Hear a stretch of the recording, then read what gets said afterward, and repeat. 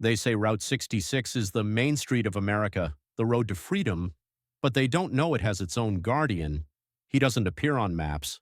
You can't see him in your blind spots. But if you're driving at night, especially under a full moon, and your radio starts to hiss, you might meet him, and he's always smiling. My brother met him, and since then I've been searching for answers. My brother Liam and I loved Route 66. That year, after college, we decided to drive it from start to finish.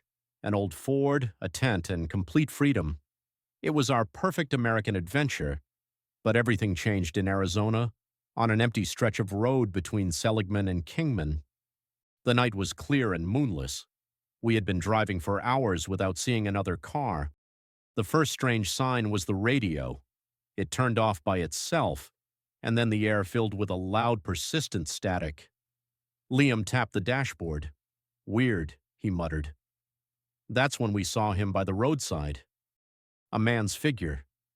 He stood beneath a small telephone line sign that I later realized shouldn't have been there. He wore a dusty brown suit, too heavy for that night. But the most disturbing part was his face. A wide, unnatural smile as if his skin had been stretched over a frame. He wasn't hitchhiking. He was just standing there, watching as we passed, his head turning to follow our car. "Did you see that?"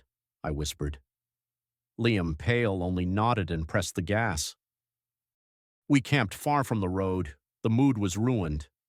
I tried joking, saying he was just a tired drifter, but Liam stayed silent. Later that night, I woke to his scream. He sat in the tent, eyes frozen in terror. "I dreamed of him," Liam whispered. He wasn't just smiling. His mouth, it opened like a snake's, and from inside came the same sound as the radio, static and voices in the static. They were whispering my name. We packed up before dawn. As we drove back onto the highway, the sun was rising, and there at the very spot where we'd seen him, something small and shiny lay on the sand. Liam picked it up. It was an old brass plate engraved with just 3 words. "I see you." From that moment, Liam began to change.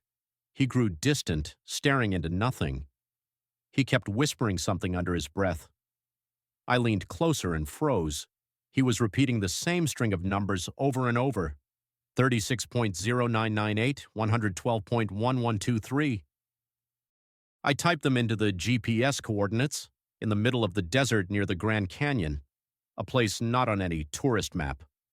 "He's calling us there," Liam said, and in his eyes I saw not fear but emptiness, the same static. I realized this was no longer my brother. Something else was speaking through him. We reached the spot at sunset, a dried-up overlook above the canyon. No one there, only wind and red dust. And then Liam turned to me, his face twisted, stretching into that same awful smile.